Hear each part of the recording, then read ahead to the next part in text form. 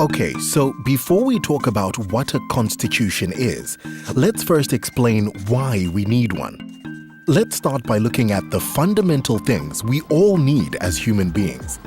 These are a voice in the decisions that affect our lives, material well-being such as food, shelter, and education, security and protection from violence or discrimination, and recognition and respect as individuals and communities. To help meet these needs, people create governments and delegate powers to them to exercise for the common good of society. The problem, though, is that while governments need powers to perform their functions, history tells us again and again that power without limits can lead to corruption, dictatorship, and oppression. Free, fair, and regular elections might help ensure good government. They allow people to select who they want in power and, over time, to vote out those who perform badly.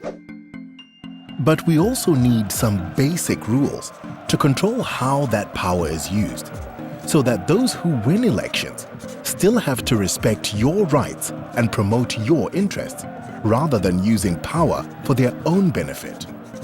Just as in a game of football, there have to be rules and a referee.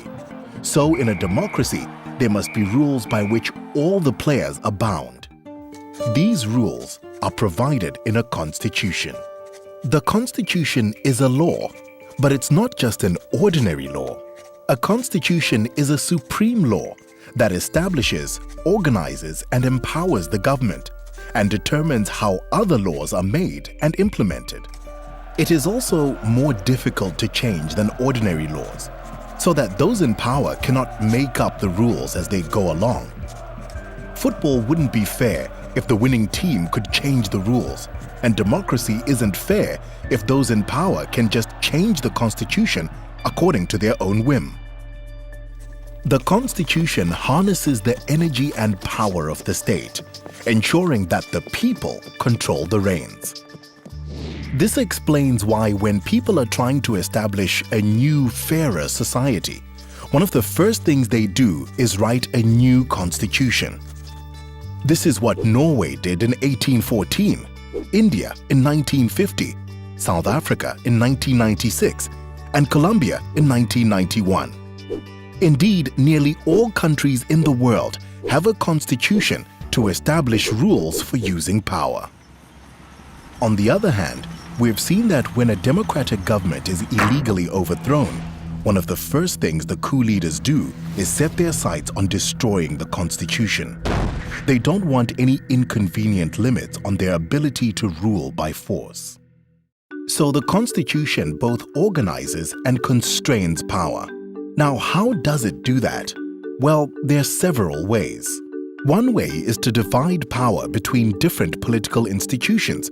For example, sharing functions between a president and a prime minister, or between two houses of a legislature, or between different levels of government, the national level, the regional, state or provincial level, and the local level. A constitution defines the powers of these institutions and regulates the relationship between them. It also ensures that power is rotated. One year we may vote for one candidate or party, but after a few years, their time will be up, and we will have the chance to choose someone else. This means that no one person, party, or institution can accumulate too much power or stay in power too long. It is important to maintain a strict separation between the political institutions on the one hand, such as the elected parliament and government, and on the other hand, the permanent neutral institutions of the state, such as the courts, the military, the police, and the civil service. Constitutions also constrain power by saying what governments must and must not do. For example, a set of constitutional rights may specify that you can't be tortured, that you can't be imprisoned without due cause, and that your freedom of expression can't be infringed. Other provisions may direct the government to provide for basic human needs, such as education, healthcare, sanitation, or housing. Constitutions don't only protect the majority.